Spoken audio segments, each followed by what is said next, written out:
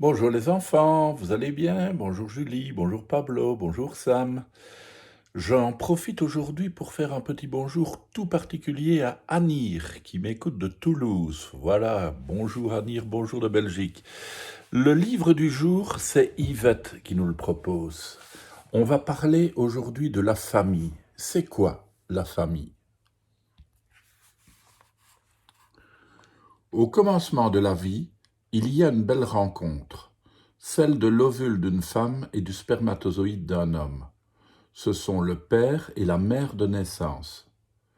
Quand un enfant naît, ça veut dire qu'il accepte de vivre la grande aventure de la vie.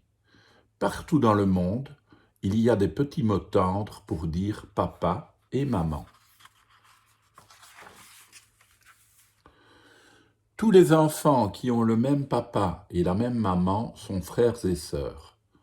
Quand ils ont seulement le même papa ou la même maman, on dit que ce sont des demi-frères ou des demi-sœurs.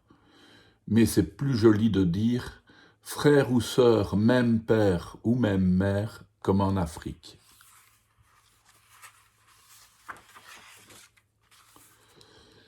Les médecins ont fait beaucoup de progrès pour aider les parents qui désirent un enfant, mais ne peuvent pas le faire naturellement.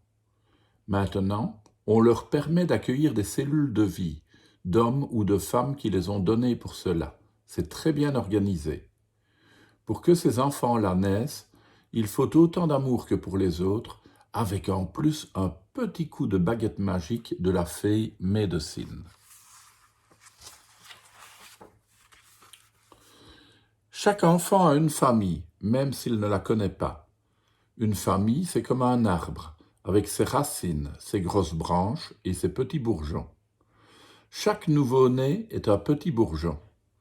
Quand on est enfant, il est important de grimper dans son arbre généalogique et d'y faire son nid.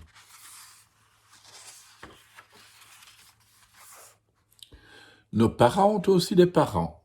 Ce sont nos grands-parents. Les parents de notre mère sont notre grand-père et notre grand-mère maternelle. Les parents de notre père sont notre grand-père et notre grand-mère paternelle. Les parents de nos grands-parents sont nos arrière-grands-parents. Les frères et sœurs de nos parents sont nos oncles et tantes. Les enfants de nos oncles et tantes sont nos cousins germains.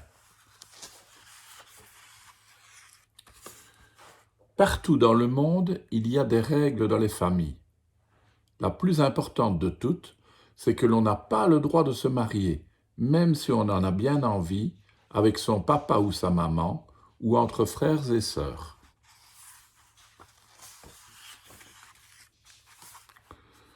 Quand on n'a plus ses parents de naissance ou qu'ils ne peuvent pas nous élever, on peut avoir des parents adoptifs avec des frères et des sœurs.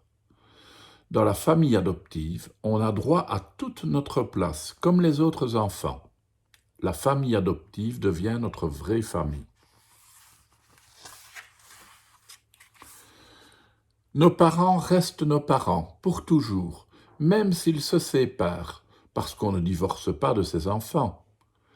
Si les parents se remarient, la nouvelle femme ou le nouveau mari devient notre belle-mère ou notre beau-père, même si on ne les trouve pas beaux.